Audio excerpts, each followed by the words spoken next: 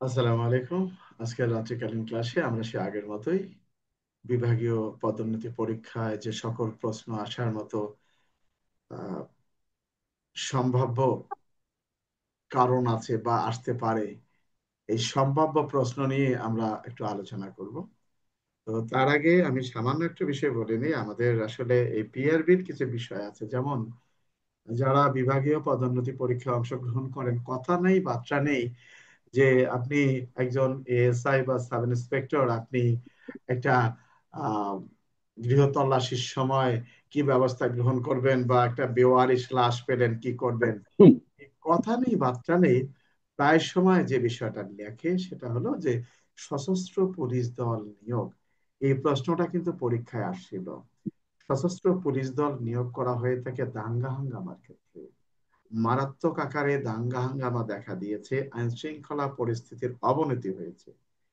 এ ধরনের ঘটনার ক্ষেত্রে অফিসার ইনচার্জ যদি জানতে পারেন যে সাধারণ পুলিশ সদস্যের দ্বারা এটি নিয়ন্ত্রণ করা সম্ভব নয়, তাহলে থানার অফিসার ইনচার্জ তিনি কি করবেন?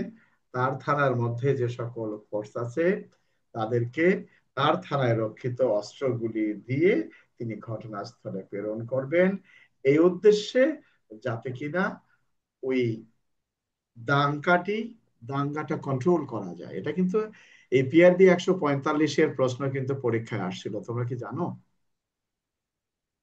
জি সশস্ত্র স্যার। পুলিশ দল নিয়োগ, এই সশস্ত্র পুলিশ দল নিয়োগের মানে কিন্তু আমাদের যারা বিভাগীয় পদোন্নতি পরীক্ষায় অংশগ্রহণ করে, আসলে দুঃখের বিষয় হলো তারা জানে না শোনে না, হঠাৎ করে কি করে, ওই মুরগি চোর ধরতে গেলেও সশস্ত্র পুলিশ দল নিয়োগ করব পিআরবি 145, আর হলো গুপ্তচর নিয়োগ করব 125 সাক্ষ্য আইনে পিআরবি 293।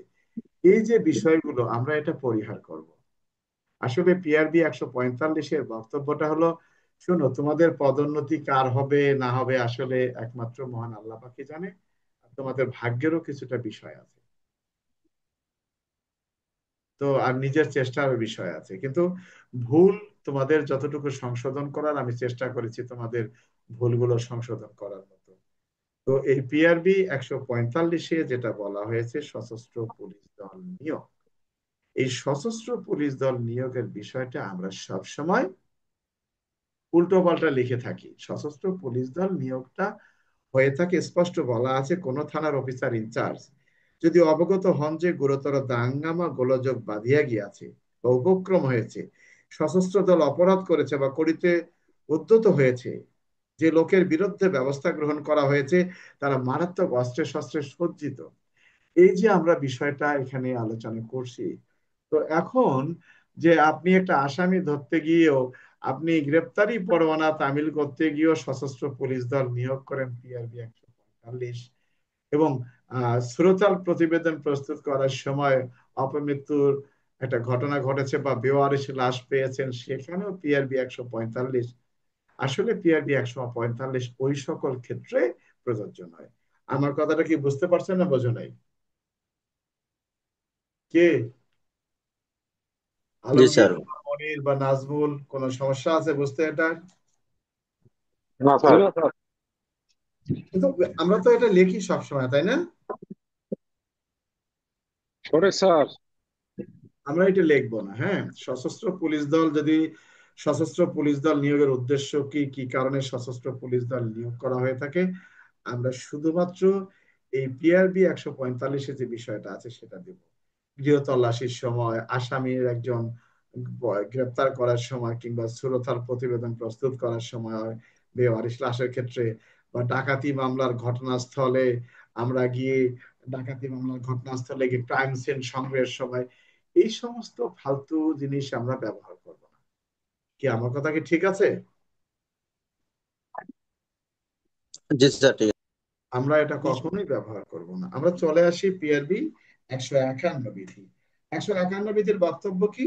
সেটি হলো সশস্ত্র দলের সাথে উপস্থিত ম্যাজিস্ট্রেটের দায়িত্ব, অর্থাৎ কোন স্থানে যদি দাঙ্গা হাঙ্গামা বা গোলযোগ বাধার সম্ভাবনা রয়েছে, এমন কোন স্থানে যদি ম্যাজিস্ট্রেট উপস্থিত থাকেন, তাহলে তার দায়িত্ব এবং কর্তব্য, অর্থাৎ ম্যাজিস্ট্রেট কি দায়িত্ব পালন করবেন। আচ্ছা, ম্যাজিস্ট্রেট কি এই কার ডিউটি কোথায় হবে সেটা বন্টন করতে পারবেন? না না স্যার। স্যার। আচ্ছা, ম্যাজিস্ট্রেট কি গুলি করার আদেশ দিতে পারবেন? জি জি স্যার। স্যার। আচ্ছা, এখন কে আহ কয় রাউন্ড ফায়ার করবে সেটা কি ম্যাজিস্ট্রেট বলতে পারবেন? জি স্যার, পারবো না স্যার। স্যার। তাহলে এখানে বলা আছে দাঙ্গা দমন অথবা বেআইনি সমাবেশ ছত্রভঙ্গ করিবার কাজে নিয়োজিত একটি সশস্ত্র দলের সাথে একজন ম্যাজিস্ট্রেট উপস্থিত থাকলে তিনি কি করবেন? বলছে পুলিশ দলের নায়ক কর্তৃক পুলিশের কর্তব্যে নিয়োজিত করিবার কাজে তিনি হস্তক্ষেপ করবেন না। তার মানে পুলিশ কি দায়িত্ব পালন করবেন সেখানে তিনি হস্তক্ষেপ করবেন না। তাহলে সশস্ত্র দলের সাথে উপস্থিত ম্যাজিস্ট্রেটের দায়িত্ব সম্পর্কে আলোচনা করা হয়েছে পিআরবি কততে? 151 স্যার। 151। আচ্ছা, আর 152তে বলা আছে পরিচালক পুলিশ অফিসার কর্তৃক সশস্ত্র পুলিশ দল নিয়ন্ত্রণ। আমরা যেটা চলে আসব, এই নিয়ন্ত্রণ যে বিষয়টা এটা আমরা আলোচনা নাই বা করলাম, আমরা যেটা আসবো আগ্নেয়াস্ত্র ব্যবহার। আগ্নেয়াস্ত্র ব্যবহারের 3 ভাগে ভাগ করা হয়েছে। প্রশ্ন আসে পুলিশ কর্তৃক আগ্নেয়াস্ত্র ব্যবহারের ক্ষেত্রগুলো আলোচনা করুন, বা পুলিশ কোন কোন কাজের ক্ষেত্রে আগ্নেয়াস্ত্র ব্যবহার করতে পারে। আসলে পিআরবি 153 কিন্তু মারার কথা বলে নাই।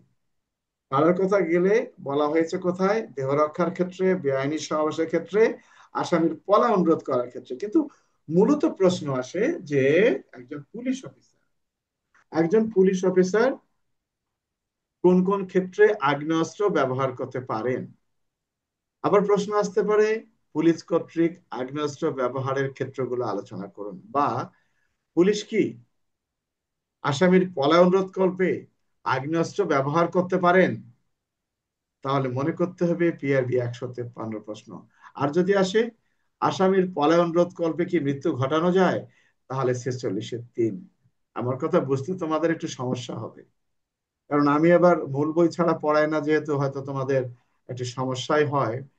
পিআরবি তে স্পষ্ট বলা আছে পুলিশ আগ্নেয়াস্ত্র ব্যবহার করতে পারবেন আসামির পলায়ন রোধ করবে। আর 46-3 বলা হয়েছে মৃত্যু ঘটালেও আইনি অপরাধ হবে না। কিন্তু এই 46-3 কিন্তু পুলিশের ক্ষেত্রে শুধু নয়, জনসাধারণের ক্ষেত্রেও। তো প্রশ্ন আসে আসামির পলায়ন রোধ কল্পে পুলিশ কি আগ্নেয়াস্ত্র ব্যবহার করতে পারেন? তাহলে মনে করতে হবে পিআরবি 153 প্রশ্ন। তখন লিখতে হবে যে পিআরবি 153 বিধিতে উল্লেখ করা আছে সিআরপিসি 46-3 ধারা অনুযায়ী। আমার কথা কি বুঝতে পারছো না বোঝো নাই? জি স্যার, আর বুঝতে পারছি। পিআরবি 153 এখানে স্যার ওই যে শুধু ইয়ে থাকবে, ওইখানে তো ঘোড়ার গছ গ, এটা যেটা। ঘোড়ার গ যেটা আসে সেটা তুমি দিই ভাই, গ আছে ঘ আছে যেটা পড়ে আর কি। আমার কথা কি বুঝতে পারছো তোমরা? একটা প্রশ্ন কিভাবে লিখবা? প্রশ্ন আসছে যে পুলিশ কি আসামির পলায়ন রোধ কল্পে আগ্নেয়াস্ত্র ব্যবহার করতে পারেন। তাহলে পুলিশকে আগ্নেয়াস্ত্র ব্যবহারের অধিকার তার দেওয়া হয়েছে পিআরবি 153 বিধিতে। তাহলে আমাকে বুঝতে হবে যে এই প্রশ্নের উত্তর আমি শুরু করব পিআরবি 153 বিধি দিয়ে।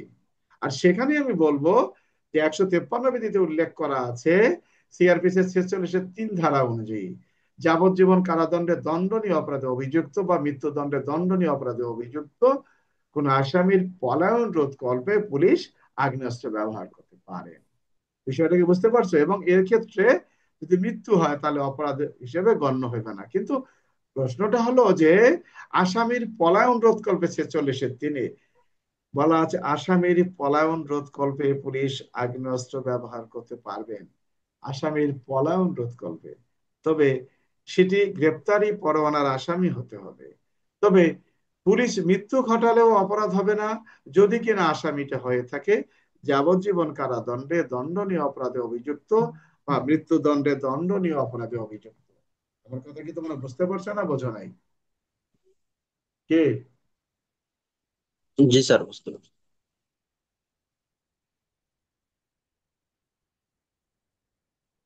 তাহলে এই যে পুলিশ আগ্নেয়াস্ত্র ব্যবহার করতে পারে, আবার প্রশ্ন হলো যে দেহ রক্ষার প্রয়োজনে পুলিশ কি আগ্নেয়াস্ত্র ব্যবহার করতে পারে, তাহলে আমরা কোন ধারা ব্যবহার করব? একটা সেকেন্ড।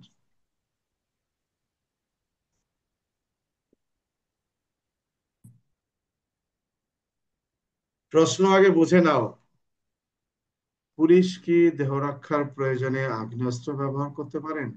আমরা কোন ধারা দিয়ে প্রশ্ন শুরু করব? স্যার পিআরবি 153 পেজে দিয়েছে। 153। কিন্তু 153 দিয়ে শুরু করে আমরা কি লেখা শুরু করব? 96 থেকে 106, দেহ রক্ষা এবং সম্পত্তি রক্ষার কথা। অর্থাৎ 100 ধারা এবং 103 ধারা, এই তো নাকি? জি স্যার। জি স্যার।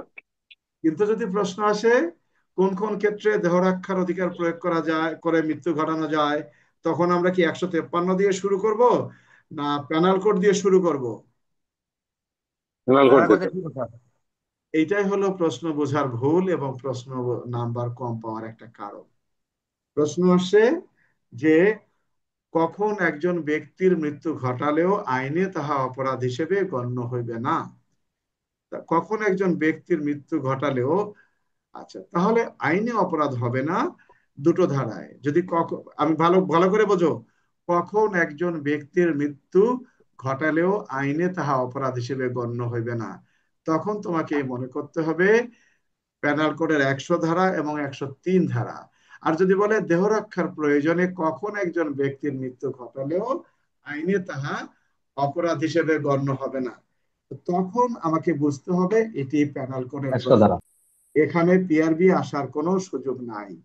সম্পত্তি রক্ষার ক্ষেত্রে মনে করতে হবে পেনাল কোডের 103 ধারার প্রশ্ন। এখানে পিআরবি আসার কোনো সুযোগ নেই, কারণ দেহ রক্ষার কথা এখানে বলা হয়েছে। জনসাধারণও দেহ রক্ষা করতে পারবে, পুলিশও পারবে। যেহেতু পুলিশের কথাটাই বলা হয় নাই, সেহেতু এখানে পিআরবি দেওয়ার কোনো সুযোগ নাই। আমার কথা কি বুঝতে পারছো? জি স্যার। জি স্যার। কিন্তু যদি প্রশ্ন আসে যে পুলিশ দেহ রক্ষার প্রয়োজনে কখন আগ্নেয়াস্ত্র ব্যবহার করতে পারে, তাহলে আমাকে এই প্রশ্নের উত্তর লেখা শুরু করতে হবে পিআরবি 153 দিয়ে। কথাটা বোঝা গেছে? জি স্যার। যদি কখনো প্রশ্ন আসে পুলিশ কি বেআইনি সমাবেশ ছত্রভঙ্গ করার ক্ষেত্রে শক্তি প্রয়োগ করতে পারে, তাহলে কি আমি পিআরবি 153 দেব না আমি 128 দেব? 128 দেবো। 128 স্যার। এখন যদি প্রশ্ন আসে যে পুলিশ বেআইনি সমাবেশ ছত্রভঙ্গ করতে আগ্নেয়াস্ত্র ব্যবহার করতে পারেন কি, বা বেআইনি জনতা ছত্রভঙ্গ করার ক্ষেত্রে পুলিশ কখন আগ্নেয়াস্ত্র ব্যবহার করতে পারেন, বা বেআইনি সমাবেশের ক্ষেত্রে পুলিশ কি আগ্নেয়াস্ত্র ব্যবহার করতে পারেন, তাহলে মনে করতে হবে পিআরবি 153 প্রশ্ন। এইভাবে তোমাদেরকে পড়াবেও না, কেউ বুঝাবেও না, মনে করবে সব জায়গায় পিআরবি ঠাইসা দিয়ে দাও। কি আলমগীর হোসেন? স্যার ঠিক আছে স্যার। কি বেলাল হোসেন, মন্তব্য কোনো? না স্যার, আলমগীর ঠিক বলছে তো স্যার। আলমগীর তো সারা জীবনে ঠিক বলে, মাঝে মাঝে পলায়, ওই শেষ সময় আসছে আমার কাছে মরতে। না যাক, স্যার, পালাইলে আমার পাশাপাশি আছে স্যার, বলবেন স্যার, আমি আমি আচ্ছা মোটামুটি ধরে স্যার তাহলে ফাইট করতে আমরা পারবো। এটা লিখলাম। এখন প্রশ্ন হলো, প্রশ্ন আসলো যে পুলিশ কর্তৃক আগ্নেয়াস্ত্র ব্যবহারের ক্ষেত্রগুলো আলোচনা করুন। তখন আমরা লিখবো পিআরবি 153 বিধিতে উল্লেখ করা আছে পুলিশ কোন কোন ক্ষেত্রে আগ্নেয়াস্ত্র ব্যবহার করতে পারেন, বা পুলিশ কর্তৃক আগ্নেয়াস্ত্র ব্যবহারের ক্ষেত্রগুলো নিম্নরূপ।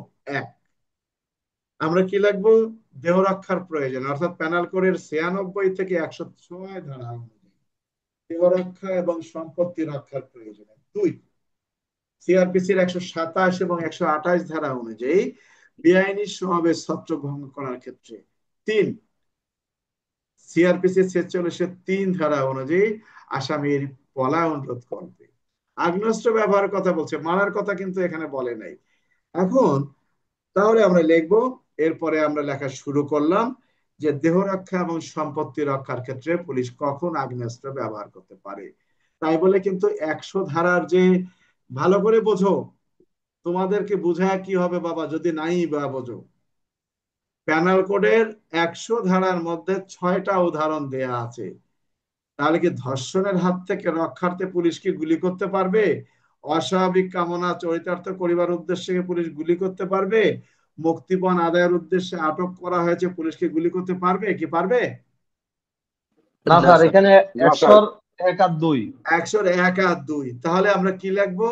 যে দেহ রক্ষার প্রয়োজনে পরিস্থিতি যদি এমন হয় যে দেহ রক্ষার অধিকার প্রয়োগ না করলে মৃত্যু বা গুরুতর আঘাত হওয়ার সম্ভাবনা রয়েছে, সেক্ষেত্রে একজন পুলিশ অফিসার আগ্নেয়াস্ত্র ব্যবহার করতে পারেন। একটা কথা বুঝে রাখো, 100 ধারায় তোমাকে ক্ষমতা দেওয়া হয়েছে, বলছে এগুলা ক্ষেত্রে তুমি তোমার দেহটাকে রক্ষা করার জন্য শক্তি প্রয়োগ করতে পারবো, কিন্তু যদি মারা যায় এগুলা কাজের ক্ষেত্রে তোমার কোনো অপরাধ হবে না। এগুলো বুঝতে হবে।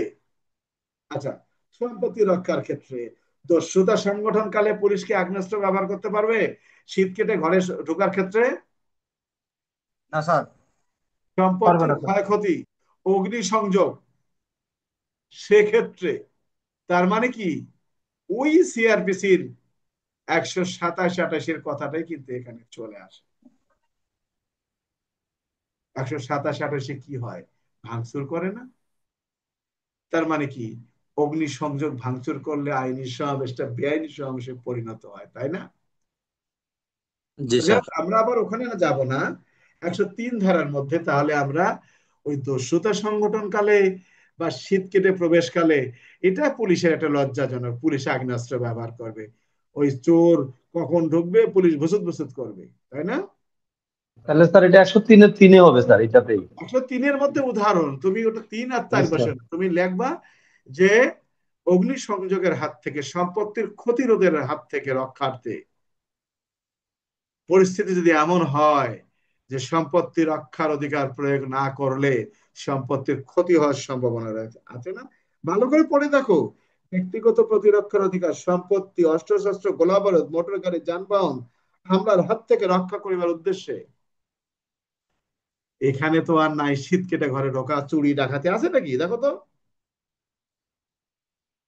বাবা এগুলো বলে লাভ নাই।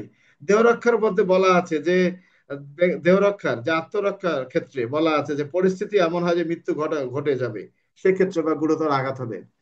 তো তাহলে আমরা বুঝলাম পুলিশ। আচ্ছা, এরপরে আমরা চলে আসি বেআইনি সমাবেশের ক্ষেত্রে। তাহলে আমরা লিখবো যে সিআরপিসির 127 এবং 28 ধারার অধিকার প্রয়োগ করিবার পরও যদি বেআইনি সমাবেশ ছত্রভঙ্গ না হয়, সেক্ষেত্রে একজন পুলিশ অফিসার পিআরবি 153 বিধি অনুসরণ করে বেআইনি সমাবেশ ছত্রভঙ্গ করিবার লক্ষ্যে আগ্নেয়াস্ত্র ব্যবহার করতে পারে। আর তোমরা মাইরে টাইরে ফেলার কিছু নাই এখানে। মরতে গেলে, মেরে ফেললে ওই 100 ধারা, 103 ধারা, এটা জেনে রাখো, 46-এর 3 ধারা, এগুলো হতে হবে। বিআরবি 153 বলছে পুলিশ আগ্নেয়াস্ত্র ব্যবহার করবেন এগুলো কাজের ক্ষেত্রে। যদি মারা যায় তাহলে অপরাধ হবে না, সেজন্য ওই আইনের বিষয়গুলো উল্লেখ করা আছে। তো তোমরা কথা নাই বার্তা নাই, গুলি করব, মাইরা ফেলাবো, লাশ হাসপাতালে নিয়ে যাব, কত কিছু করবো, তাই না?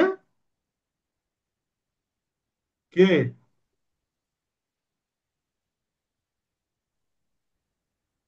কারো কোনো মন্তব্য আছে? নাজমুল বা আওলাদ বা সাইফুল, মনির? স্যার। না স্যার। স্যার, বলো। আগ্নেয়াস্ত্র যদি ব্যবহার করা হয় স্যার, সেক্ষেত্রে কি 156-র বিষয়টা কি আনতে হবে না স্যার? না, যখন প্রশ্ন আসবে আগ্নেয়াস্ত্র ব্যবহারের আগে, সময়, পরে করণীয় কি, এখানে তোমাকে আগ্নেয়াস্ত্র ব্যবহারের ক্ষমতা দেওয়া হয়েছে পিআরবি 153-তে। আর কিভাবে গুলি চালাবা, গুলি চালার আগে কি করবা, গুলি চালার পরে কি করবা, সেটা বিভিন্ন পিআরবিতে বলা হয়েছে। সেটা 153 প্রশ্নের সাথে এটা আসার কোনো সুযোগ নাই। বিষয়টা ক্লিয়ার? জি স্যার। না, ওই যে আবার ওই গাইড দেখে যাওয়া লাগে স্যার। অনেক গাইড ওটা দেয়া ছিল ছিল যে আগ্নেয়াস্ত্র। আসলে আমাদের ভুলে ভরা সংসার, প্রশ্ন চলে আসছে যে পুলিশ কোন কোন ক্ষেত্রে আগ্নেয়াস্ত্র ব্যবহার করতে পারে, বলে নাই কিভাবে ব্যবহার করবেন, ব্যবহারের আগে কি করবেন, ব্যবহারের পরে কি করবেন, তা কিন্তু বলে নাই। পুলিশকে ক্ষমতা দেওয়া হয়েছে এ সকল কাজের ক্ষেত্রে একজন পুলিশ অফিসার আগ্নেয়াস্ত্র ব্যবহার করতে পারবেন। এখানে কিন্তু বলে নাই যে আপনি মেরে ফেলবেন। মেরে ফেলতে গেলে ওই যে প্যানাল কোডের 96 থেকে 106, সিআরপিসির 127-28, সিআরপিসির 46-এর 3, তখন এই কাজের ক্ষেত্রে বলা হয়েছে। কিন্তু মূলত প্রশ্নের উত্তর হলো পুলিশ কখন আগ্নেয়াস্ত্র ব্যবহার করতে পারেন। এটা তো আগ্নেয়াস্ত্র ব্যবহারের কথা বলা হয়েছে, কিভাবে ব্যবহার করবেন তাও কিন্তু বলে নাই, বলছে কখন ব্যবহার করতে পারবেন। তো এখানে ক্ষেত্র দিয়েছে 96 থেকে 106, সেখানে বলা হয়েছে দেহ এবং সম্পত্তি রক্ষার ক্ষেত্রে। আবার বলা আছে কোথায়, যে বেআইনি সমাবেশ ছত্রভঙ্গ করার ক্ষেত্রে। এরপরে কি, আসামির বলা অনুরোধ করবে, এই তো বলা হয়েছে। আমার কথা কি বুঝতে পারছো? কে? জি স্যার। তো মনির, কে কোন ধারা দিল, এটা আমাদের দেখার বিষয় না, ঠিক আছে? না, বোঝো নাই? না, বুঝতে পারছি স্যার। করছি স্যার। তোমাকে যদি অনুমতি না দেয় আগ্নেয়াস্ত্র ব্যবহার করার, তাহলে তুমি কিভাবে ব্যবহার করবা, ব্যবহারের আগে কি করবা, ব্যবহারের পরে কি করবা, এটার তো কোনো দাম নাই। দাম আছে? কে?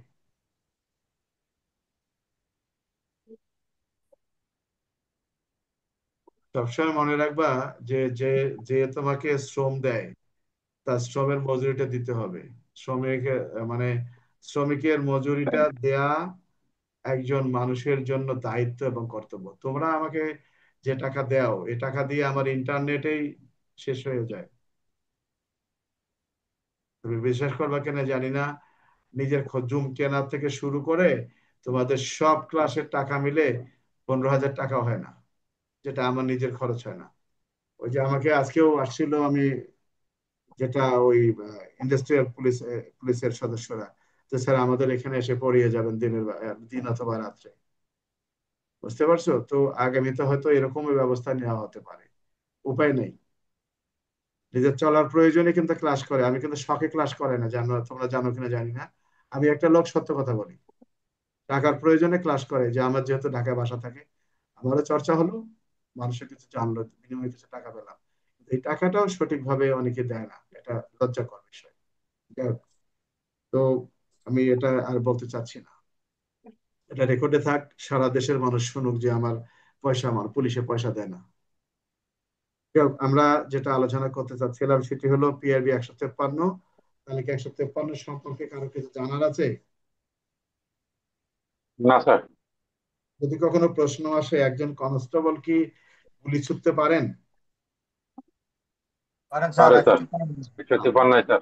যে কোনো ব্যক্তি গুলি ছুটতে পারেন, তার এই প্রয়োজন আছে। আমরা এখন চলে আসি গুলিবর্ষণের আগে পিআরবি কত? 154 স্যার। চুয়ান্ন স্যার। 154। তার মানে যদি কখন এই প্রশ্নটা এভাবে আসে, গুলিবর্ষণের আগে, গুলিবর্ষণের সময় এবং পরে করণীয় কি? আবার অনেক সময় প্রশ্ন আসে যে আগ্নেয়াস্ত্র কোন কোন ক্ষেত্রে ব্যবহার করা যায়, আগ্নেয়াস্ত্র ব্যবহারের পর করণীয় কি। অনেক সময় প্রশ্ন শুধুমাত্র আসে আগ্নেয়াস্ত্র ব্যবহারের পর করণীয় কি। এখন দেখা যায় আমাদের যারা মুখস্থ করে ফেলছে, বোঝে নাই, মুখস্থ করছে, আগ্নেয়াস্ত্র ব্যবহারের পর করণীয়, সে কিন্তু পিআরবি 156 না দিয়ে 54, 55, 56 লেখা শুরু করছে। কি করছে না অনেক জায়গায়? জি স্যার। এটা ভুল করা যাবে না। যদি প্রশ্ন আসে যে আগ্নেয়াস্ত্র ব্যবহারের পদ্ধতি আলোচনা করুন, তাহলে আমরা মনে করব পিআরবি 155। আমার কথা বোঝা গেছে? আগ্নেয়াস্ত্র ব্যবহারের পদ্ধতি, কি পদ্ধতি অনুসরণ করে আগ্নেয়াস্ত্র ব্যবহারের অনুমতি দেওয়া হবে, এটা কোথায় বলা আছে? PRB 153 sir. বলতে এখন তো মাথা নষ্ট হয়ে গেল তোমাদের, যে স্যার আবার কি করলো। আগ্নেয়াস্ত্র ব্যবহারের আগে পিআরবি 154, আগ্নেয়াস্ত্র ব্যবহারকারীর সময় পিআরবি 155, আগ্নেয়াস্ত্র ব্যবহারের পরে পিআরবি 156। এখন টোটাল যদি প্রশ্ন আসে আগ্নেয়াস্ত্র ব্যবহারের আগে, সময় এবং পরে করণীয় কি, তাহলে মনে করব 54, 55, 56। কিন্তু যদি প্রশ্ন আসে যে আগ্নেয়াস্ত্র ব্যবহারের পূর্বে এবং পরে করণীয় কি, আমাদের মধ্যে বোকারান কিছু আছে, 54 আর যে 56 নেবো স্যার। একেবারে ব্যবহারকালীন সময় দিছে। আমি পাইছি তো অনেকের উত্তরে এরকম। কি আমার কথা বুঝতে পারছো? জি স্যার। জি স্যার। সেলিম মিয়া, টিএসআই, আমার কথা বোঝা যায়?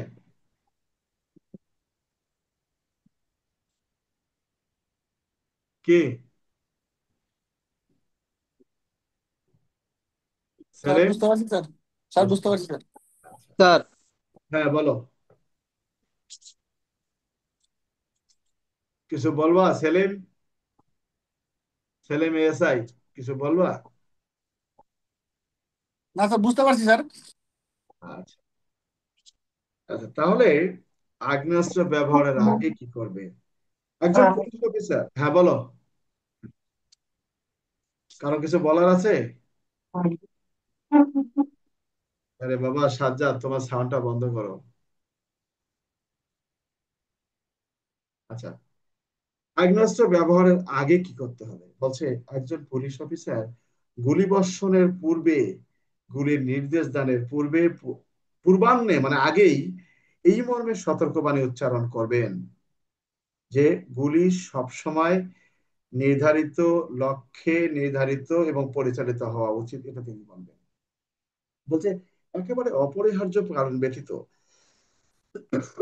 কোনো বড় ধরনের ক্ষতি করা যাবে না। ওই অন্যের সাথে প্রেম না করে এই কয়টা দিন বইয়ের সাথে প্রেম করো। বই বই বউয়ের সাথে না, কিন্তু বইয়ের সাথে।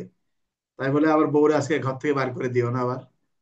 তো বিষয়টা হলো এখানে বুঝতে হবে যে আগ্নেয়াস্ত্র অর্থাৎ এই যে ঔষধ খাওয়ার, ভাত খাওয়ার আগে কোনটা খাবেন, ভাত খাওয়ার সময় কোনটা খাবেন, ভাত খাওয়ার পরে কোনটা খাবেন, এই তিনটা ওষুধের কথা মনে রাখতে হবে। আমার কথা কি বুঝতে পারছো? জি স্যার, বুঝতে পারছি। দেখো এই যে এটা ডাক্তারি পথ্যর মতো স্যার। দেখো আমরা এখানে গুলিবর্ষণের পরের বেশিটা, গুলিবর্ষণ নিয়ন্ত্রণ অনেক কিছু উল্লেখ করা আছে এখানে। গুলিবর্ষণের পরে একটা কথা এখানে দেখো, বেশিরভাগ ক্ষেত্রে বলা আছে যে আহ গুলি, কার্তুজ টার্তুজ ইত্যাদি অনেক কিছু, এই জন্য আমরা কিন্তু কার্তুজ গুলা খুঁজে নেই। আচ্ছা ভালো কথা, কাকে জানাবেন, কি করবেন, বিস্তারিত উল্লেখ করা আছে এখানে। তো দেখো আমরা কিন্তু এটার পরে একটা ভুল উত্তর আমরা লিখি। ভুল উত্তরটা হলো এখানে গুলিবর্ষণের পরে যারা মারা গেছে সুরথাল করব, এ করব, ওই করব, সে করব, অনেক কিছু, সে সুরথাল করব, এত ধারা, এ দেবো এত ধারা, মানে ধারার অভাব নাই। কি কথাটা কি বুঝতে পারছো? হ্যাঁ, জি স্যার। আসলে কিন্তু তা না। এখানে বলা আছে যে গুলিবর্ষণের পরে প্রশ্নটা এরকমই হলো যে বেআইনি জনতার বিরুদ্ধে একটা গুলি বর্ষণ করার পর কি করতে হবে, যদি কেউ মারা গিয়ে থাকে তাহলে লাশগুলো লাশ ঘরে পাঠানোর ব্যবস্থা করতে হবে এবং আহত যারা আছে তাকে চিকিৎসার জন্য হাসপাতালে পাঠাতে হবে। এরপর গুলির খাসা সংগ্রহ করতে হবে। এরপরে বলা আছে এই সম্পর্কে রিপোর্ট দিতে হবে। কিন্তু সুরথাল করবো এই ধারা, পোস্টমর্টমের জন্য পাঠাবো এই ধারা, কনস্টেবল সাথে নিয়ে যাবে এত ধারা, পাইছিস কই তুই রে বাপ? কে, আমার কথা কি বোঝা গেছে আওলাদ হোসেন? স্যার, বুঝতে পারছি এই স্যার। জিনিসগুলো আগে বোঝো। আচ্ছা, তাহলে কি আমরা বুঝতে পারছি গুলিবর্ষণের আগে, গুলিবর্ষণের জি স্যার, সময় পরে? হ্যাঁ, বুঝছি স্যার। আচ্ছা।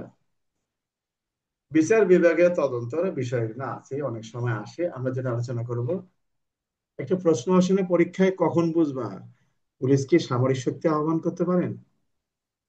আমরা কি দেখবো, পিআরবি 158 বিধিতে উল্লেখ করা আছে কোন পুলিশ অফিসার সামরিক শক্তি আহ্বান করিতে পারেন না, তবে সিআরপিসির 129 ধারায় উল্লেখ করা আছে মহানগর পুলিশ কমিশনার সামরিক শক্তি আহ্বান করতে পারেন। আমার কথা কি বুঝতে পারছো? কি বুঝছো? তোমরা এত বকা খাওয়ার পরে ঠিক হও না রে, কিছু বোঝো নাই? স্যার বুঝতে পারছি স্যার। জি স্যার স্যার, বুঝছি বলছি স্যার, স্যার। এখানে 158তে যেটা বলছে যে পুলিশ অফিসার সামরিক শক্তি তলব করতে পারেন না, তবে পুলিশ কমিশনার মেট্রোপলিটন পুলিশ প্রয়োজন কমিশনার মনে করে পারে স্যার। সেক্ষেত্রে সামরিক শক্তি তলব করতে পারবেন। তোমাকে এটা পিআরবি বোঝানো, আসলে আরো না বিয়েতে শুধু শুধু ম্যাজিস্ট্রেট পারবে আর কি, আর পুলিশ। আমার কথা শোনো, যদি প্রশ্ন আসে যে পুলিশ কি সামরিক শক্তি আহ্বান করতে পারেন, আমরা দেখবো পিআরবি 158 বিধিতে কোনো পুলিশকে সামরিক শক্তি আহ্বানের ক্ষমতা দেয়া হয় নাই। তবে তবে সিআরপিসির 129 ধারা অনুযায়ী মহানগর পুলিশ কমিশনারকে সামরিক শক্তি আহ্বানের ক্ষমতা দেওয়া হয়েছে। আমার কথা কি বুঝতে পারছো? জি স্যার। জি আর যদি প্রশ্ন আসে কে সামরিক শক্তি আহ্বান করতে পারে, তখন কিন্তু পিআরবি 158 আসবে না। তোমরা ভালো করে বুঝে রাখো, 158 তখন আসার সুযোগ নাই। তাহলে তখন কি লিখবো? আমরা লিখবো সিআরপিসির 129 ধারায় উল্লেখ করা আছে, জেলা ম্যাজিস্ট্রেট এবং মহানগর পুলিশ কমিশনার সামরিক শক্তি আহ্বান করতে পারে। আমার কথা বোঝো আগে, কে সামরিক শক্তি আহ্বান করতে পারেন? তাহলে সিআরপিসি দিয়ে। আর যদি প্রশ্ন আসে পুলিশ কি সামরিক শক্তি আহ্বান করতে পারেন, তাহলে পিআরবি 158 দিয়ে। আমার কথা বোঝা গেছে না বোঝো নাই? স্যার বুঝতে পারছি। কত আর বুঝতে শিখাবো পেরেছি। তোমাদেরকে, শিখাই টিকে তো বুড়ে হয়ে গেল। হ্যাঁ, আচ্ছা, তাহলে আমরা বুঝলাম পুলিশ সামরিক শক্তি। আচ্ছা, একটা বিষয় তোমাদেরকে বলি, এই যে আমাদের কিছু কিছু সমস্যা আছে, সেটা আমি এড়াই চলে আসছি। প্রশ্ন আসছে দেখো, যারা যেমন পুলিশ আইনের প্রশ্নগুলো হলো সভা সমাবেশ, শোভাযাত্রা নিয়ন্ত্রণে পুলিশের ক্ষমতা বা পুলিশ কি কি ব্যবস্থা গ্রহণ করতে পারেন। ভালো করে বোঝো, সভা সমাবেশ, শোভাযাত্রা নিয়ন্ত্রণে বলে নাই কিন্তু ছত্রভঙ্গ, এখানে কিন্তু বেআইনি জনতার কথা বলা হয়নি। এই যে অন্যান্য গাইডে যে পিআরবি গুলো দিয়ে রাখছে 132, 33, 34, 44 না কত দিয়ে রাখছে না কি? জি জি স্যার, স্যার। দিয়ে রাখ। আচ্ছা, কত কত পিআরবি আছে বলো তো, তোমাদেরকে একটু পড়ে শোনাই, পরে কবা যে স্যার আমি তো এগুলো দেখিও না কত পিআরবি। শোনো, স্যার 142 আর 43 স্যার। 142-এ কি বলা আছে জানো? পুলিশের 30 সটাইবেন ক, কয়ের এক। আমরা তো 30-এর 1, 2, 3 ব্যবহার করতেছি, তাহলে এখানে কি আমরা দেব? কথাটা বুঝতে পারছো? দেখো, নির্দেশ অমান্য করিবার প্রতিফল হচ্ছে এই প্রবিধান 30-এর 1 ধারার অধীন জারিকৃত নির্দেশ অমান্য করিলে প্রতিফল সম্পর্কে আলোচনা করা হয়েছে 8 নম্বর বিপি ফর্মে। 30-এর 1 ধারার অধীনে 30-এর 1 ধারার বিকল্প হিসেবে গণ্য করা যাইবে না, ইত্যাদি ইত্যাদি। শেষে এসে কি বললো যে বাবা, যদি ছত্রভঙ্গ করার প্রয়োজন দেখা দেয় তাহলে তুমি সিআরপিসির কাছে যাও। পুলিশ আইন দিয়ে কোন সভা সমাবেশ ছত্রভঙ্গ করার আদেশ দেওয়ার কোন সুযোগ নাই বিআরবি দিয়ে। যা, যারা পরে পড়ুক, আমরা পড়লাম না। আমরা গুলি নিয়ে এখন ব্যস্ত আছি, গুলি চালালাম। আচ্ছা, এখানে একটা জিনিস মনে রাখো, তোমাদের অনেকগুলো বিষয় এখানে জানা দরকার। কোন স্থানে, আচ্ছা আমরা চলে আসি যে কমান্ড সার্টিফিকেট বলতে কি বুঝেন, বা সিসি কি, বা কমান্ড সার্টিফিকেট কোন পদের কর্মকর্তার নামে ইস্যু হয়, এবং কমান্ড সার্টিফিকেট কে দস্তখত করবেন, এরকম প্রশ্ন আসে না পরীক্ষায়? জি স্যার। আসে কি? আচ্ছা, কমান্ড সার্টিফিকেট পিআরবি কত? 153। 163, 909। 153 পাইলা কোথায় মিয়া, ঘোড়ার ডিম? 163 স্যার। 163। এর সাথে আবার কিভাবে লিখতে হবে পিআরবি 909 কিন্তু এখানে দেয়া আছে, এই তো। আচ্ছা, তোমাদের এমসিকিউ তো আসে কোন পদের কর্মকর্তা তিনি বাইরে গেলে কমান্ড সার্টিফিকেটের প্রয়োজন নাই?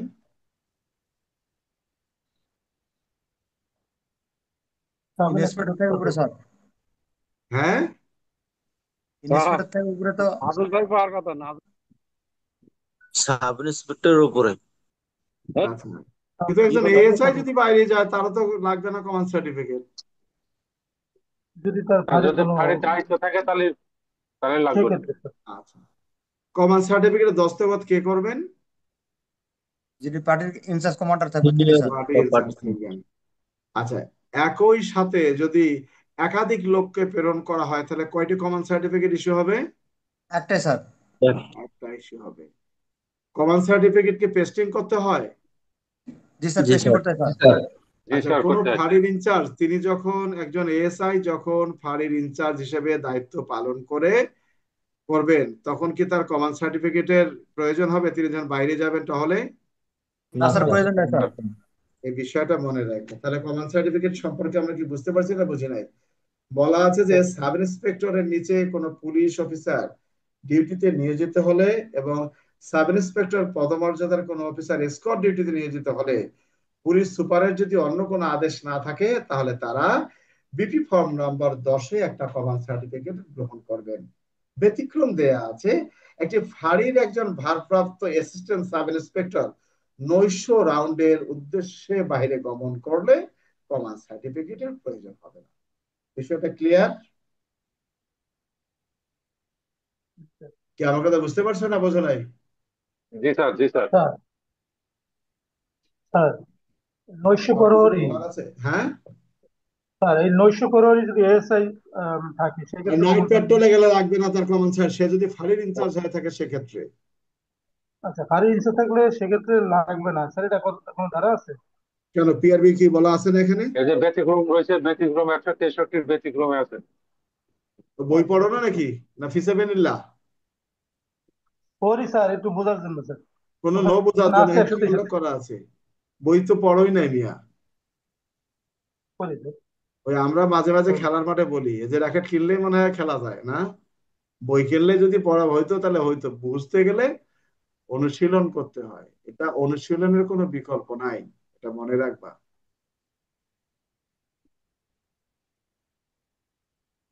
ওই আমার মতো করো না, বুঝতে পারছো? আমার মতো করলে আবার ধরা খেয়ে। পড়ালেখা না করলে কোনোদিনও তোমরা পারবা না। পড়ালেখাটা এমন একটা জিনিস, চর্চা থাকতে হবে। এটার ভিতরে কি আছে তোমাকে ঢুকতে হবে, না ঢুকলে তুমি বুঝবা না। এই যে আমি যে আলোচনাগুলো করছি তোমরা তো মুখে শুনছো, কিন্তু বইয়ের ভিতরে তথ্যগুলো তো কখনো শিখো নাই। না শেখার কারণে কি হয় জানো, ভুল হয়ে যায়। এই জন্য বইয়ের প্রতি পড়বা, তাহলে দেখা যাবে মুখস্থ হবে। আমরা চলে আসি হেডিং ডিউটি। ফেডিং ডিউটি কারা করবে? একজন আমাকে প্রশ্ন করছিল, স্যার কারা কারা ফেডিং ডিউটি করবে? স্যার সাবঅর্ডিনেট বলেন স্যার। র্যাঙ্কের সকল সেনাবাহিনীর অফিসারের সম। আর সাবঅর্ডিনেট তো খুঁজে বার কর সেনাবাহিনীর কাছে যাও। বুঝতে পারছো? স্যার পুলিশের, আমাদের পুলিশ বাহিনীর কোন কোন অফিসার ফেরি ডিউটি করবেন স্যার, সেটা ওই বলছিলাম স্যার। এত ভালো করে বোঝো, সাবঅর্ডিনেট সেনাবাহিনীর যে যারা আছে, সাবঅর্ডিনেট কাদেরকে বলা হয়? তাদেরকে বলা হয় যারা নন কমিশন, জেনে রাখবা। নন কমিশন যারা, তাদের কথা বলা হয়েছে এখানে। বুঝতে পারছো? অর্থাৎ আমাদের ইন্সপেক্টর পর্যন্ত তারা ফেডিক করবেন। কি ফেডিক করবেন? আর হিসাবের গরুর দুধ দোয়াবেন তা কিন্তু না।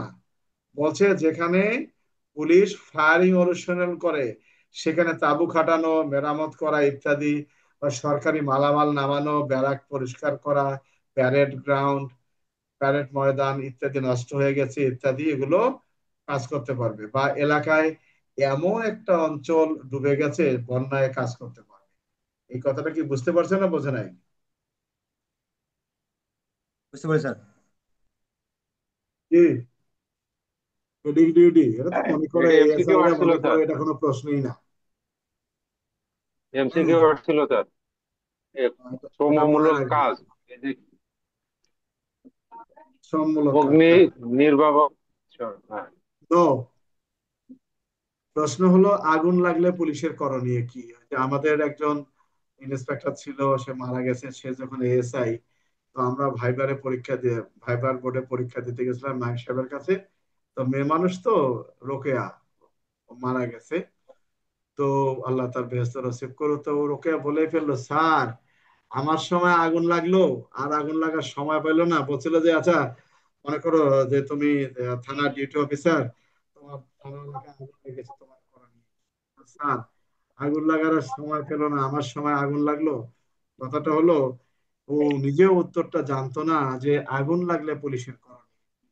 আমি অনেক পুলিশ সদস্যকে জিজ্ঞাসা করি আগুন লাগলে পুলিশের করণীয় কি।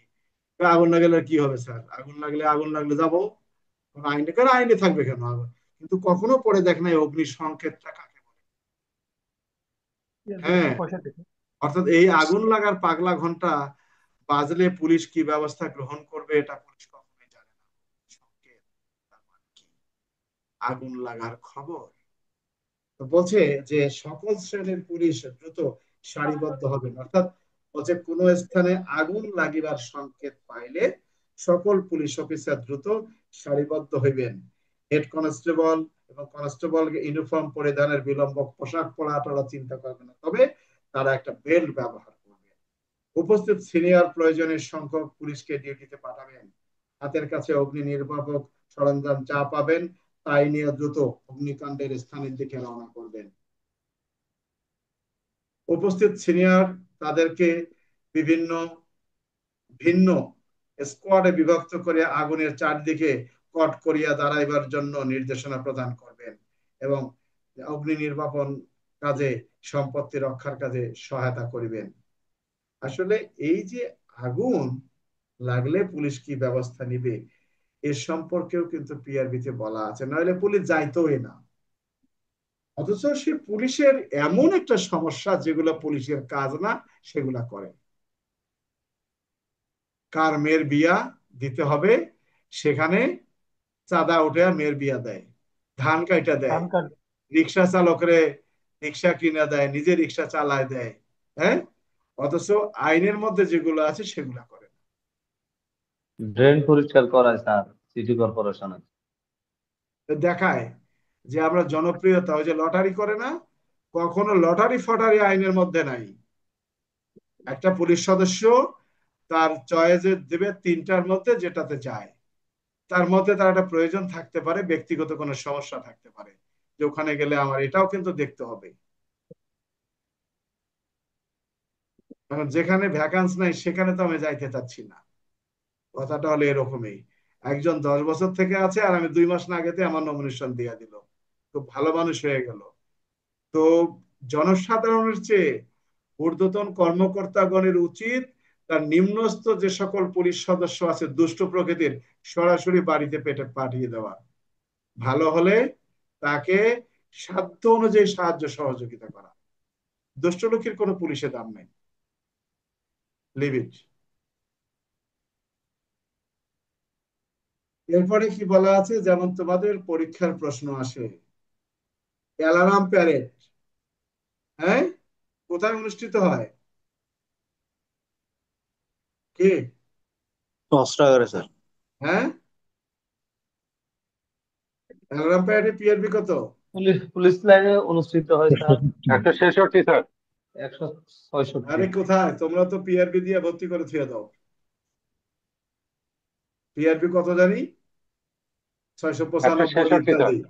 শোনো, এখানে বলা আছে নিম্নোক্ত হুইসেল কল করার ব্যবহার, অর্থাৎ বাঁশি তুমি ইচ্ছা করলে বাজাবা না। তোমার হাবিলদার মেজর যে বাঁশি বাজায় এটাও একটা আইনের একটা বিধান আছে। হাবিলদার মেজর আন্দাজি বাঁশি বাজায় না, বলছে কি রেলি, ঘন ঘন শর্ট ব্লাস্ট এবং অ্যালার্ম পর্যায়ক্রমে লং এবং শর্ট ব্লাস্ট, বলছে স্বল্প দূরত্বে অবস্থানকারী অফিসারকে আহ্বান করিবার জন্য। কারণ একটা কথা মনে রাখবা, তোমাদের এই জিনিসগুলো কেন মনে আসে না, বাঁশি সৃষ্টি হয়েছে শত শত বছর আগে, মাইক কিন্তু শত শত বছর আগে সৃষ্টি হয় নাই। তুমি একটা লোককে আহ্বান করার জন্য মাইক দিয়ে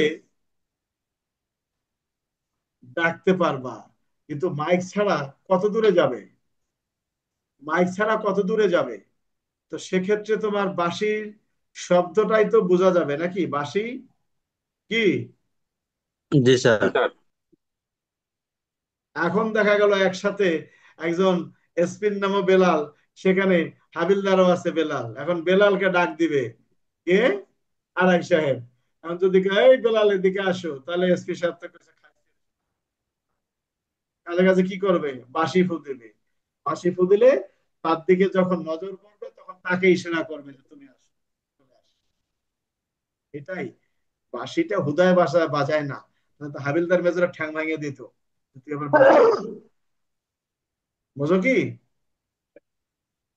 আচ্ছা, বলছে কি জানো, যে সংকেত শোনা মাত্র সংশ্লিষ্ট অফিসার যত তাড়াতাড়ি সম্ভব বাঁশি বাজায়ের জায়গায় গিয়ে হাজির হইবেন।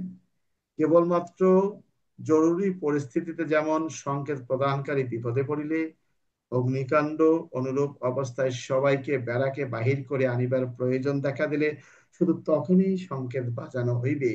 সংকেত শোনা মাত্র সকলে সমবেত হইয়া, হ্যাঁ, ওনারা ওখানে যাইবেন, নির্দেশ শুনবেন। আর বাবাজিরা অ্যালার্ম প্যারেড পিআরবি 695 কত কত জানি দিয়ে রাখতেছে। কি কমু এখন কও? স্যার, যত গাইডে পাচ্ছি সবই স্যার 695 আছে স্যার। এটা কি দেওয়া আছে? তাহলে কি? স্যার এই যে 695 যে উইদিন ব্র্যাকেটে 22 এটার বিষয়টা এটা কি স্যার? আরে ওখানে গার্ডের কথা বলা হয়েছে, গার্ড কিভাবে সশস্ত্র হবে? 695 বাদ জীবনে পড়ো নাই? তাও কথা বলো তাহলে কেন? এই যে পড়বা না, নিজে পড়ে দেখতে হবে। যদি নিজে না বুঝো, শোনো, নিজে না বুঝলে তখন তুমি বলবা। এই যে 695 যে দুষ্ট প্রকৃতির লোকেরা এটা দিয়ে রাখছে, 695 হুঁশিয়ারি কুচকাওয়াজ কি? জরুরি বাহিনীর জন্য পুলিশ সুপার গার্ড পরিদর্শনের সময় মাঝে মাঝে কুচকাওয়াজ মানে কি? প্যারেড। ভালো করে বুঝে রাখো, কুচকাওয়াজ মানে কি? প্যারেড। ভালো কথা। জরুরি বাহিনীর জন্য পুলিশ সুপার গার্ড পরিদর্শনের সময় মাঝে মাঝে তাহার জরুরি বাহিনীর সচলতা পরীক্ষার জন্য তেজারিতে হুঁশিয়ারি কুচকাওয়াজ করাবেন। তার মানে নট এটা বলছে যে পুলিশ সুপার মাঝে মধ্যে তার গার্ডে এই হুঁশিয়ারি কুচকাওয়াজ আকস্মিক প্যারেড করাবেন। ইহা বাস্তবায়ন করিবার লক্ষ্যে নিম্নোক্ত বিষয়গুলি প্রতিপালন করিতে হইবে। জরুরি বাহিনীর সকল চলাচল দ্বিগুণ গতির করিতে হইবে। কিন্তু বাবা, এইখানে আমরা যে পড়তেছি অ্যালার্ম প্যারেড কি, কেন করা হয়? অ্যালার্ম, হুইসেল শোনা, হুইসেল অ্যালার্ম মানে কি? বাঁশি। বুঝতে পারছো কথাটা?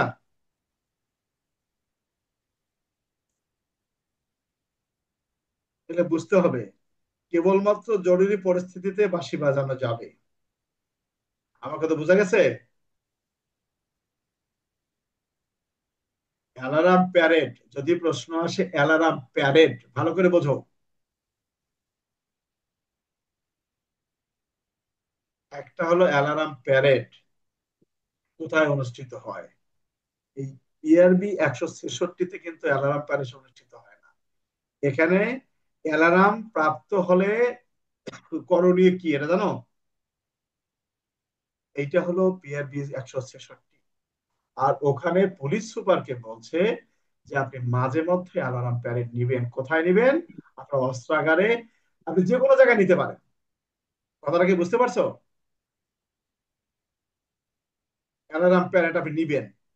বলছে যে যদি জরুরি বাঁশি বাজা তাহলে কি করবেন? বাঁশি বাজালে আপনি দ্রুত সংক্ষেপ পেয়ে বাইরে চলে আসবেন। আমার কথা বুঝতে পারছেন না বোঝা নাই? জি স্যার। যাও, এটা থাকলো এই পর্যন্ত। আমরা মাইনর অ্যাক্টের সড়ক পরিবহন শুরু করছি, তাই না? কে? জি স্যার। সড়ক পরিবহনের কত ধারা পর্যন্ত আলোচনা করেছি আমরা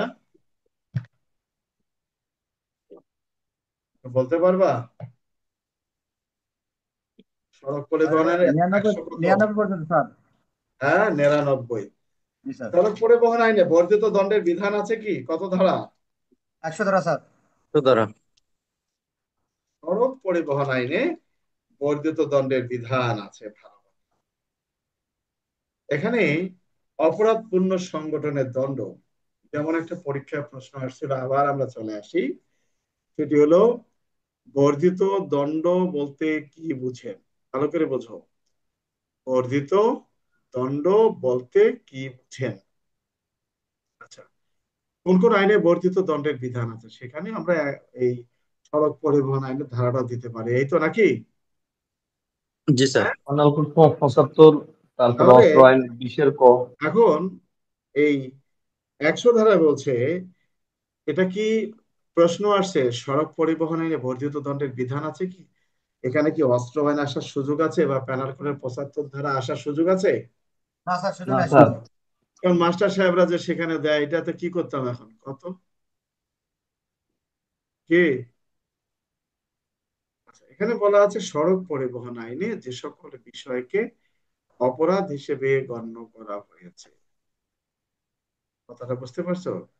সড়ক পরিবহন আইনে যে জি স্যার। সকল বিষয়কে অপরাধ হিসেবে গণ্য করা হয়েছে, এ সকল অপরাধে কোনো ব্যক্তি দণ্ডিত হইবার পর পুনরায় যদি সড়ক পরিবহন আইনের আরেকটি অপরাধ করেন, সেক্ষেত্রে কি করতে পারেন? কি বর্ধিত আকারে দণ্ড, অর্থাৎ প্রদান করতে পারি। আইনের ধারায় যে দণ্ড আছে তার চেয়ে দ্বিগুণ দণ্ডে দণ্ডিত করতে পারেন, এই তো নাকি? জি স্যার। জি স্যার। জি স্যার। একটা প্রশ্ন ভালো করে বুঝে নাও। কোন স্থানে সড়ক দুর্ঘটনা ঘটিলে, ভালো করে বোঝো, কোন স্থানে সড়ক দুর্ঘটনা ঘটিলে সংশ্লিষ্ট গাড়ির চালক, কন্ডাক্টর এবং যাত্রীর করণীয় কি?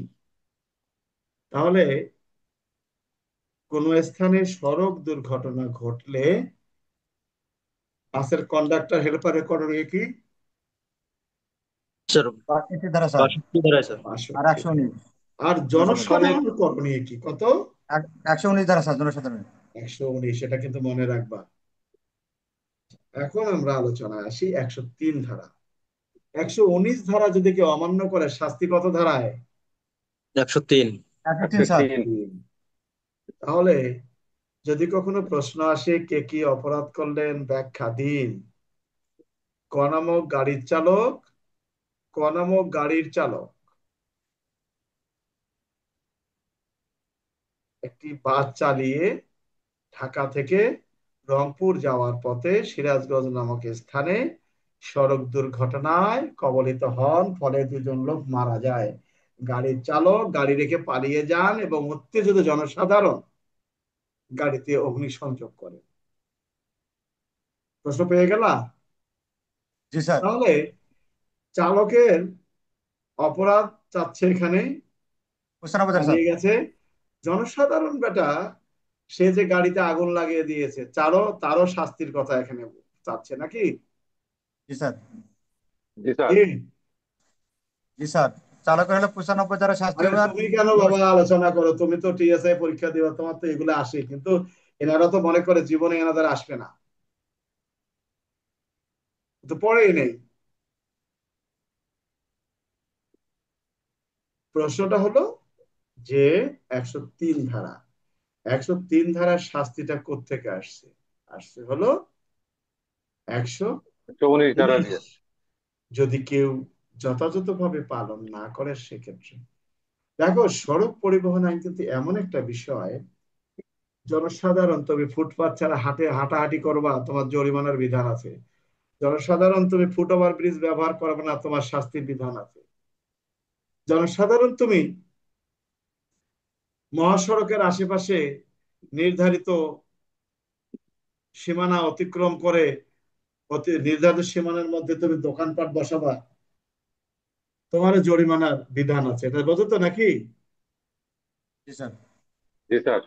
আচ্ছা, মহাসড়কের উভয় পাশে কত মিটারের মধ্যে কোনো স্থাপনা করা যাবে না? 10 মিটার মধ্যে sir. 10 10 metre. Metre. 10 metre sir. এটা কিন্তু এমসিকিউ তে তোমাদের আসে নাকি সাইফুল? জি স্যার, আসে স্যার। এটা 37 ধারায় আছে স্যার। হ্যাঁ, 35 ধারা স্যার। এটা 37-এ আছে স্যার। আচ্ছা থাক, 37 থাক, 38-এ থাক। আচ্ছা, আমরা চলে আসি যে কোন স্থানে সড়ক দুর্ঘটনা ঘটেছে, ভালো কথা। এখন প্রশ্ন হলো যে ক নামক ব্যক্তি, ক নামক ব্যক্তি দ্রুত গতিতে প্রাইভেট কার চালিয়ে এসে একটা জিপকে ধাক্কা দেয়, ফলে জিপের একজন আরোহী মারা যায় এবং জিপের বিভিন্ন স্থানে ক্ষতিগ্রস্ত হয়। উক্ত গাড়ির চালকের বিরুদ্ধে কি ব্যবস্থা নেওয়া যাবে? কত ধারায়? 98 ধারা স্যার। 98 ধারা স্যার। তোমাদের কপালে বাড়ি দেওয়া উচিত। 98, 105। 98 এবং 105। 115, 105, কোথায় 115 পাইলা কোথায় 105 তুমি? জি স্যার। Sorry sir, 105। তার মানে 98 ধারা ক্ষতি করার জন্য, আর 100 ধারায় মেরে ফেলা বা গুরুতর আহত করার জন্য, এই তো 105 ধারায়, তাই না? জি স্যার, জি স্যার। সব একবার। এখানে আবার ওই সড়ক পরিবহন আইনের ওই এত ধারায় লাইসেন্স নাই, এটা নাই, জরিমানা মরিমানা কিন্তু না। ভালো করে বোঝো। আচ্ছা, আমরা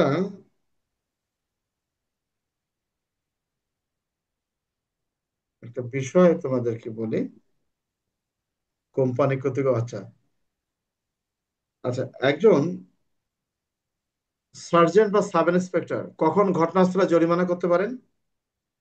এটা স্যার 113 ধারা স্যার। 113 ধারা স্যার। 113 ধারায়। আচ্ছা, একজন সাব ইন্সপেক্টর কখন সড়ক পরিবহন আইনে ম্যাজিস্ট্রেটের ক্ষমতা প্রয়োগ করতে পারেন? 113 ধারা স্যার। 113 ধারা। 113 স্যার। আচ্ছা, 108-এর প্রশ্ন আসছে, তোমরা জানো কি? কাগজপত্র স্যার। ইত্যাদি।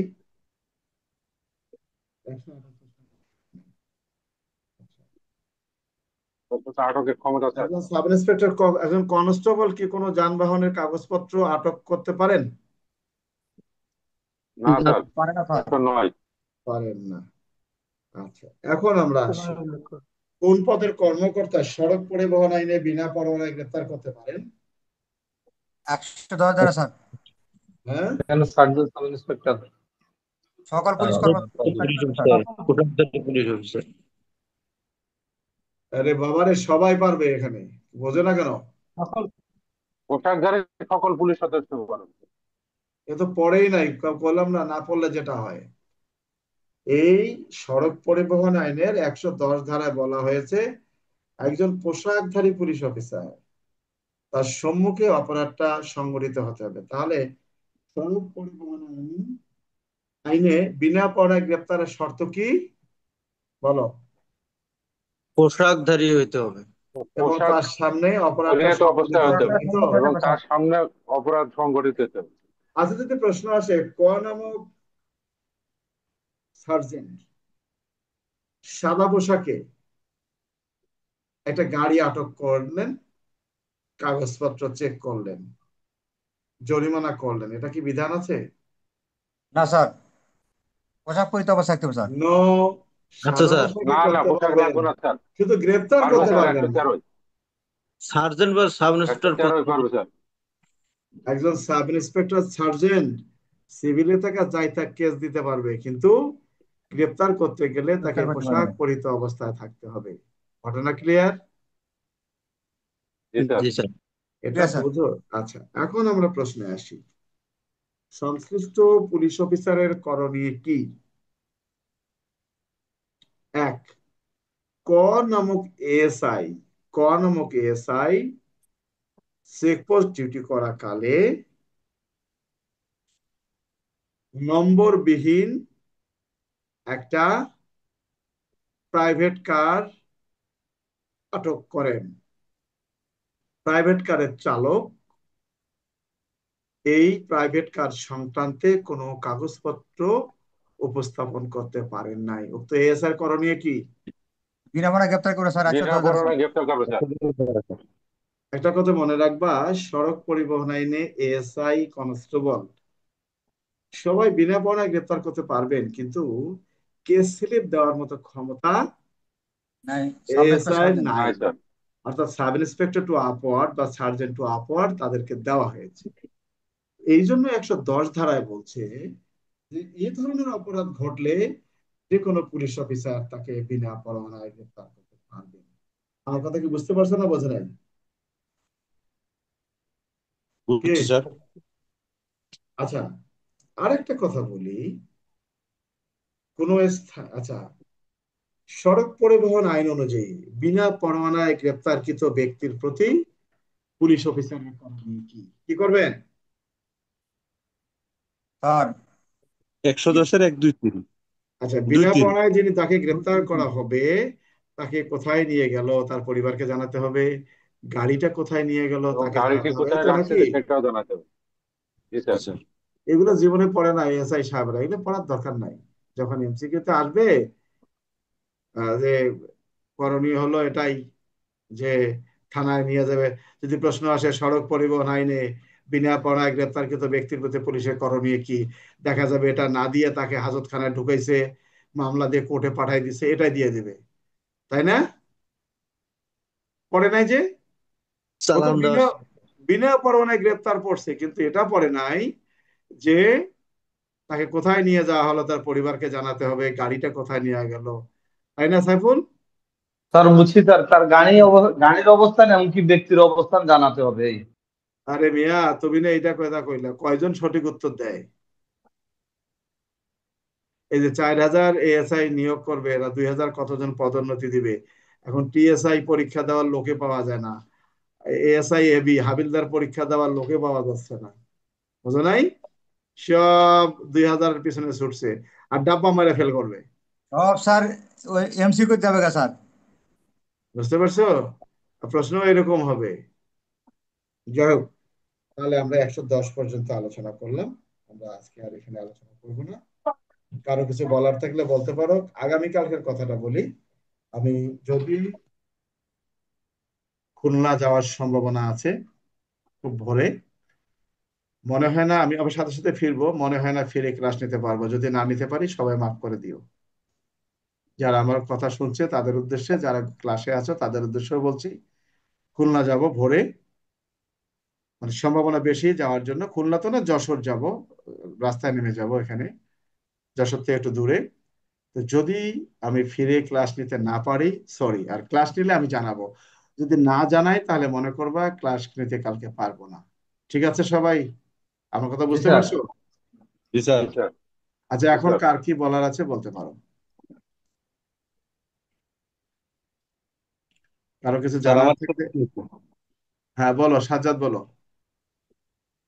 স্যার ওই যে দস্যু রতন ক নামক ব্যক্তির বাসায় দস্যুতার উদ্দেশ্যে প্রবেশ করাকালে ক টের পেয়ে দস্যু রতনকে রড দিয়ে গুরুতর ভাই আঘাত এটা করে। আমার দরকার নাই, আমরা এগুলো ওই যে ফাও কোনো মাস্টারে বানাইছে, রতন মতন ফতন, এগুলো আমরা দরকার নাই। সেক্ষেত্রে এখানে এটা কোন ধারাটা এটা মনে দেওয়া রাখবা, যাবে? কোনো ধারা নাই, এটা মনে রাখবা একজন পুলিশ অফিসার, একজন পুলিশ অফিসার তিনি কি করতে পারেন, পাবলিক কি করতে পারেন। এখানে প্রশ্নের উত্তরটা হলো যে সম্পত্তি রক্ষার ক্ষেত্রে, যে 103 ধারায় সম্পত্তি রক্ষার ক্ষেত্রে একজন ব্যক্তির মৃত্যু ঘটালেও আইনে যে অপরাধ হিসেবে গণ্য হয় না, সেটাই বোঝাচ্ছে যে দস্যু রতন শীত কেটে ভিতরে প্রবেশ করার সময় গৃহকর্তা দেখে তাকে মাইরা ফেললো, আসলে সে যে মারলো, এটা 103 ধারায় তার মারাটা ঠিক আছে। এই ছাগলের প্রশ্নগুলো নিয়ে আমার কাছে কেউ আইসো না, এগুলো কোনো প্রশ্নই না। এরা তো জানে না যে মাথা প্রশ্ন নষ্ট হয়ে কিভাবে যায় স্যার। তৈরি করতে হয়। প্রশ্নটা হলো 103-এর প্রশ্ন।